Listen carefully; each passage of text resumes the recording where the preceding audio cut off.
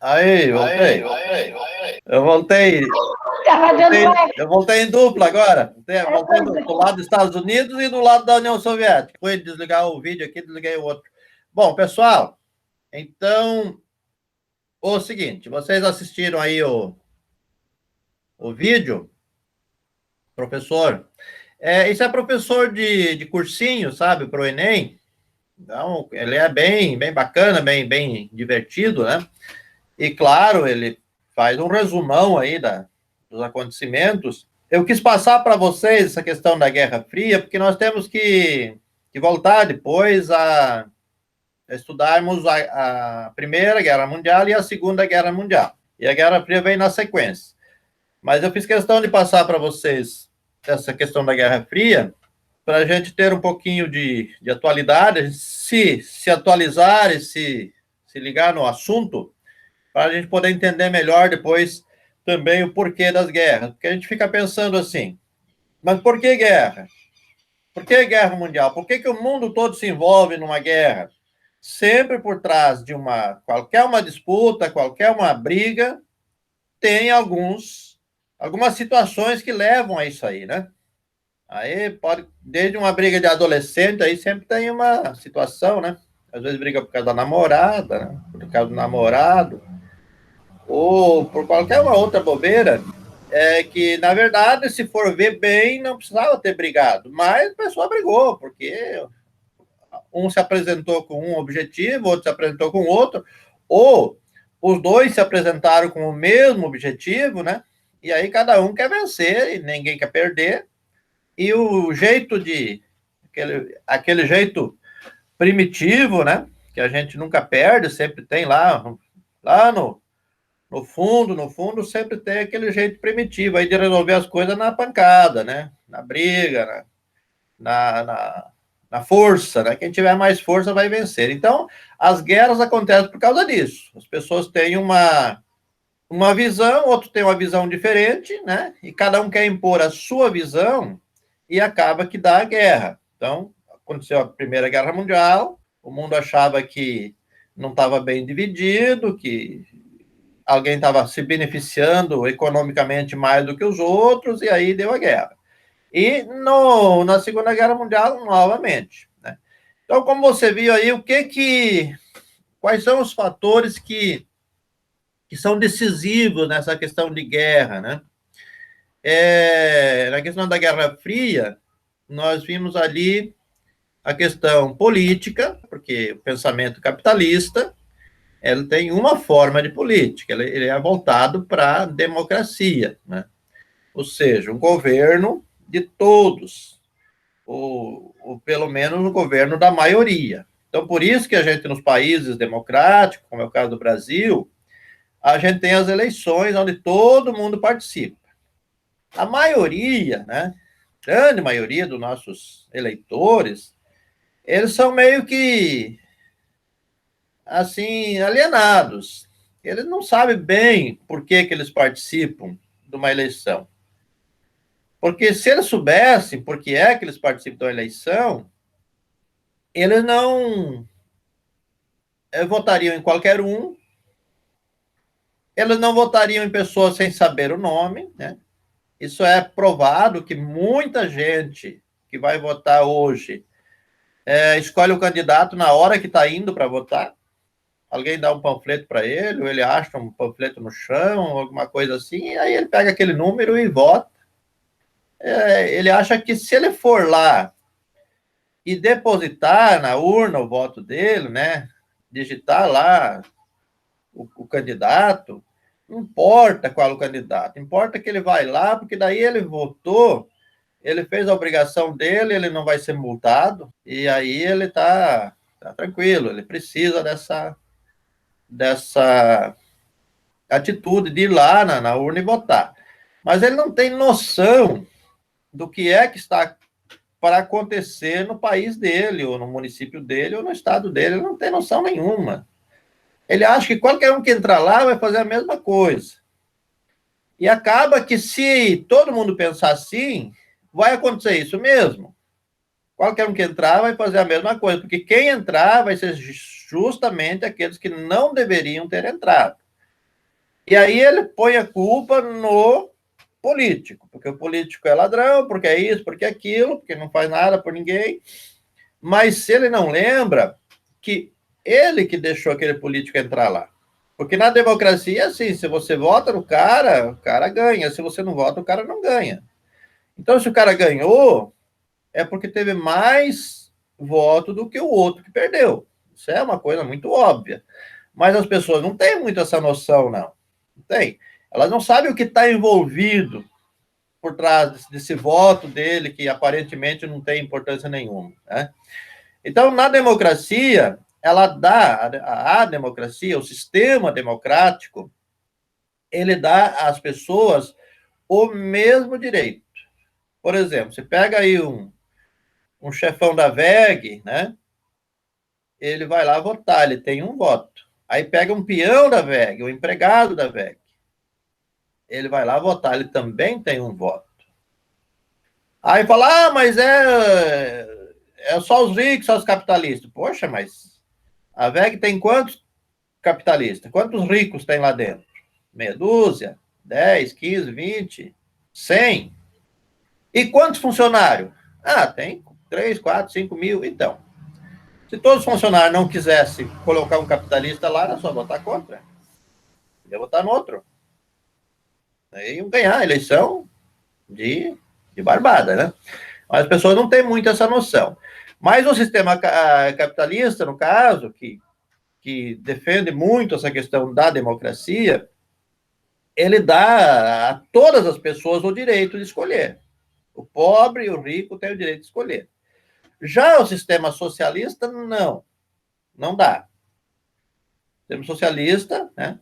No caso comunista ali, que às vezes se confunde muito socialismo com comunismo. Socialismo quer dizer que a pessoa está voltada para o social, que dá aquela ideia de que o capitalismo não está voltado para o social, o que é um engano, é uma falácia isso aí. Né? O capitalismo também pode estar voltado para o social ou não, vai depender da visão política de quem está lá governando, né? E assim também é o socialismo. Ah, o socialismo voltado para o social. Também não é verdade. Nós temos aí governo socialista, já tivemos governo socialista no Brasil, que também não olharam para o social, né? Eles olharam mais para o lado deles. Então, quando você vai examinar um candidato, ele é socialista, ele é pelo lado do social, então ele vai ajudar a sociedade. Vê qual é o capital dele. Já que ele é também pobre, ou ele é uma pessoa de poderes aquisitivo baixo, ou ele é um capitalista disfarçado de socialista. Tudo isso a gente tem que ter inteligência para ver. Então não adianta nada você eleger um. Por exemplo, um dos homens mais ricos do mundo, né? Não sei se vocês já ouviram falar, talvez já ouvisse, porque está muito sempre aí na mídia, aí, por causa da informática e coisa, né? É o Jorge Soros. É um dos mais ricos do mundo, e ele é socialista. Defende o socialismo até não querer mais. Mas vai ver se ele dá um centavo do que ele tem para os outros. Não dá. Então, que socialismo é esse? Né? Então, a gente tem que pensar muito nisso. O comunismo, né? Que o socialista geralmente não gosta de ser chamado de comunista, porque o comunismo já assusta um pouco as pessoas. Por quê? Porque o comunismo diz uma coisa mais... A palavra comunismo já traz para as pessoas uma questão mais realista do que realmente é o socialismo. Porque o comunismo é o seguinte, quer dizer, nós queremos todas as coisas comuns, então ninguém é dono de nada. Então isso afeta o quê? É uma política que afeta o capital das pessoas. Então, por exemplo, ninguém tem nada, ninguém é dono de nada, o governo toma conta de tudo, né? Você pode ver no Brasil essas brigas por estatais, tem uns que querem mais e mais estatais, e outros não querem as estatais, querem vender para iniciativa privada. É aquela confusão, aquela briga. Por quê? Porque o comunismo, ele quer ter tudo na mão. Ele quer ser dono das empresas, das indústrias, dos bancos, de tudo quanto é movimento financeiro, ele quer ser dono. E os outros, então, tem que ser administrado, administrado por eles, né? Eles administram tudo e aí eles repartem, né, tudo em comum. Mas essa repartição em comum nunca é como as pessoas pensam, né? Porque agora cada um vai ter o mesmo benefício, o mesmo privilégio e o mesmo dever e tudo. Não, não é bem assim. Tem muita diferença, né? Se você olhar um país comunista, você vai ver que tem gente muito rica, muito poderosa, né, dentro do governo, e os outros estão ali dependendo do que o governo distribuir para eles. Sempre pela menor, né, a menor quantidade que eles puderem distribuir, vão distribuir. Até porque se o povo ganhar muito, receber muito, vai se fortalecer, vai querer ter mais, e aí vai dar problema para eles, porque é um sistema político de controle. O comunismo é um sistema político de controle. Por mais que eles falem que são democráticos e tal, não são. Eles controlam, eles mandam e ninguém tem direito a nada. Não tem direito a voto, né? Para começar, quem vota lá são os oficiais do partido. Às vezes tem 2, 3 partidos disputando a eleição, mas só para perder, para aquele que é para ganhar. Tem um partido para ganhar e os outros para perder. É só vocês verem aí a questão das eleições na Venezuela, na Rússia mesmo, né? Na Rússia tem eleição cada 4, 6 anos, não sei bem como é que é a duração do mandato lá. Tem eleição, tem o candidato adversário e tudo, mas sempre para perder. Quem ganha é o candidato do Partido Comunista. Então, é um sistema totalitário. Por mais que tenha eleição, mas é uma eleição só para enganar as pessoas. Então, no sistema comunista tem essa dificuldade. Por mais que tenha divisão, que as pessoas às vezes se adaptem com essa questão de achar que tudo vai ser dividido igualitariamente para todo mundo, as pessoas não têm liberdade. Então, envolve aí também na questão da cultura, né? Então, nós temos aí envolvido capitalismo e comunismo. Temos envolvido fortemente a política, a economia, né, que é diferente, né?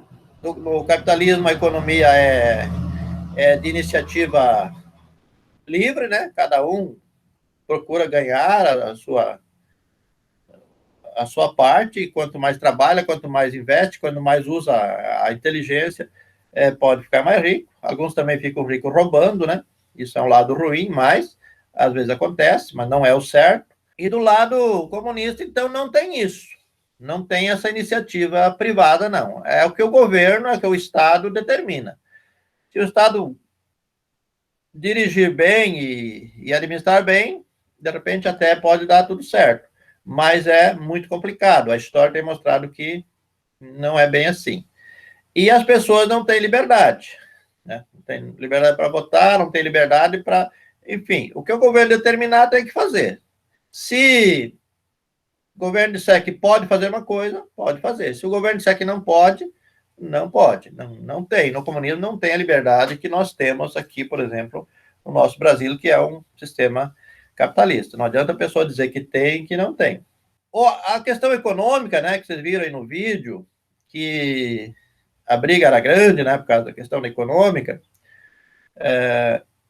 o capitalismo deu mais certo. Na questão econômica, é provado que o capitalismo deu mais certo. A União Soviética, que era para o lado social, ela nunca conseguiu implantar a política econômica do socialismo completamente. Sempre teve que voltar um pouquinho para dentro das regras do capitalismo para poder manter a sua economia. E foi até que o sistema deles não resistiu e a União Soviética, né, se desintegrou. Nós vamos ouvir muito ali na Segunda Guerra Mundial, principalmente, a sigla URSS, que quer dizer União das Repúblicas Socialistas Soviéticas. Então, isso é uma sigla que não existe mais, tá? A União Soviética, ela foi desintegrada. Essa união de países ali, principalmente na Europa Oriental e na Ásia, né? Porque a Rússia, ela é um país que está em 2 continentes. Ela está uma parte na Europa, né? E outra parte na Ásia. Ela não é um país só de um continente, não. Então, os países em volta ali, que faziam parte da União Soviética, agora já são países independentes, não são mais ligados à Rússia, não. Porque ela não deu, o sistema deles não aguentou a pressão do movimento econômico aí mundial. Nós temos a China hoje, que é um país socialista, né? Talvez seja o país mais falado, mais comentado e mais potente, né? A China, ela vem em segundo lugar. Em primeiro lugar, na potência econômica, aí é os Estados Unidos, e em segundo lugar, a China. E estão dizendo que a China pretende, muito brevemente, né? Talvez até 2040, por aí, ultrapassar os Estados Unidos. Aí você vai dizer, professor, mas como é que então, se a China é um país comunista e está ficando tão rico assim e vai ficar mais rico que os Estados Unidos, então o comunismo dá certo? Não, não é assim. O que nós temos na China é o seguinte, é um comunismo político, né? A visão comunista política, onde os governos ali são impostos, né? A nação também, ninguém tem liberdade para escolher a administração, tem ali os governos que o Partido Comunista quer que governe, ele ganha e vai governando. E a economia, então, na China não é comunista, não é socialista, é capitalista. Então, para você entender, a China é um país comunista politicamente, mas capitalista no setor econômico. Então, lá tem grandes empresários, entre os maiores empresários do mundo estão ali na China, né? Homens mais ricos do mundo estão na China, e são chineses e tal, têm as suas indústrias, as suas empresas, e movimentam toda essa economia, todo esse capital aí que a China tem. Então, ele é um país misto, ele tem o lado político, comunista, não há liberdade para escolher presidente nem nada, e a iniciativa privada tem a liberdade de trabalhar, de produzir, de ficar mais rico, enfim, fazer os negócios que o mundo capitalista faz. Só que eles têm todo o poder, né, na mão, né?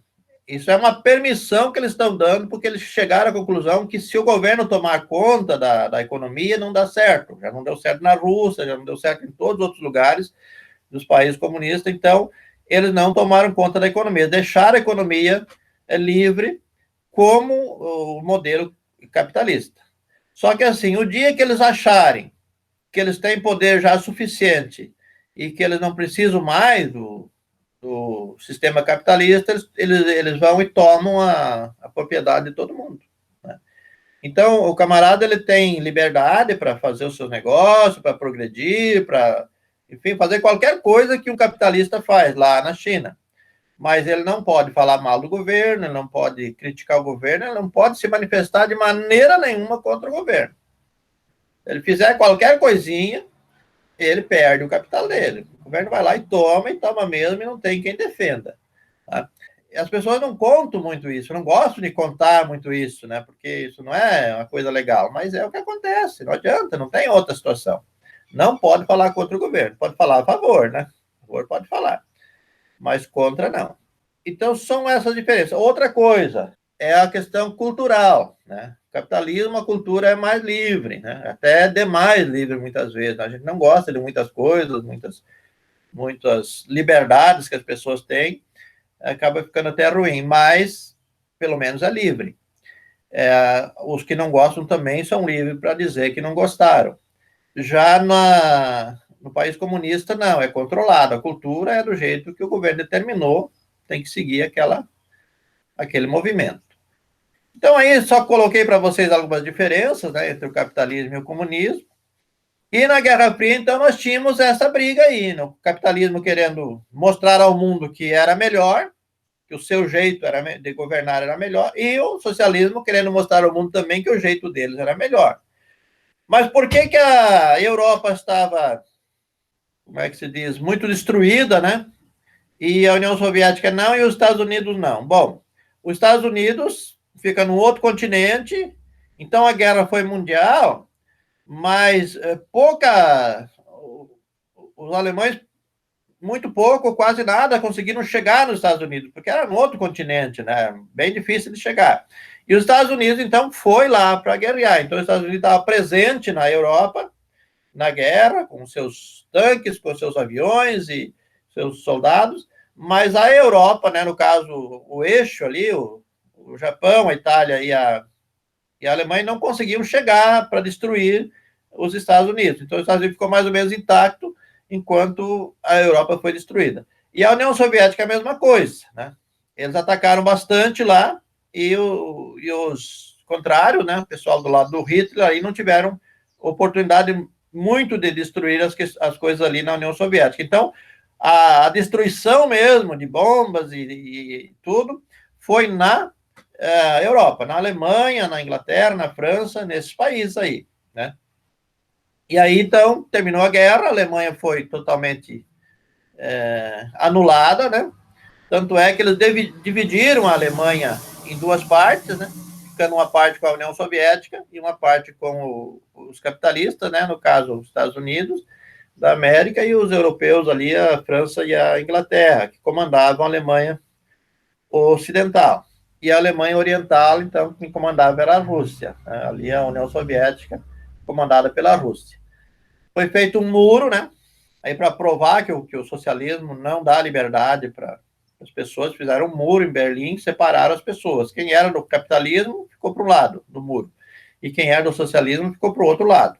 E se tentasse passar, morria. Eles matavam. E, além do muro, tinha soldado, não podia passar, nem daqui para lá, nem de lá para cá. Era dividido, né? O comunismo para um lado e o capitalismo para outro lado. Aí lá, agora já perto aí do nosso tempo, né? Em 88, houve a queda do Muro de Berlim, né? Depois que o comunismo já estava se desintegrando, né? A União Soviética estava se desintegrando, logo depois, 2, 3 anos, né? 1991, aí acabou de vez a União Soviética. E esse muro, então, foi o símbolo, né, da queda ali do sistema comunista, que não deu certo, não funcionou. Mas eles voltam, sempre voltam, né, com outras ideias, com outro pensamento, com outro discurso, né? Isso é uma coisa que a gente tem presente. O comunismo é uma filosofia sempre presente aí, né? E às vezes disfarçada de socialismo e tal.